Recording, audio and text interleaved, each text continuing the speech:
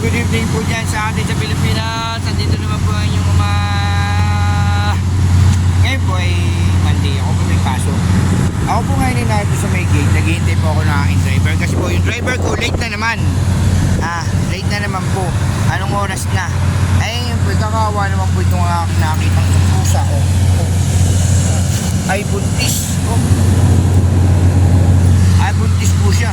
Ito po kasing mga ito naroon sa unang barangay. Ay yung unang barangay po namin ay napag ano na tawag ito yung na-abandon. Ngayon po ito po sang ito ay kakaawa na dito sa may gate. Nagpapa ano siya ng kalinga na ano. Pag huwag kang mag-alala, pag ako umuwi bukas at nakita pa kita dito sa may gate ay dadalhin kita doon sa aming barangay. Ano? Ayan o. Siya po ay bago. Pero,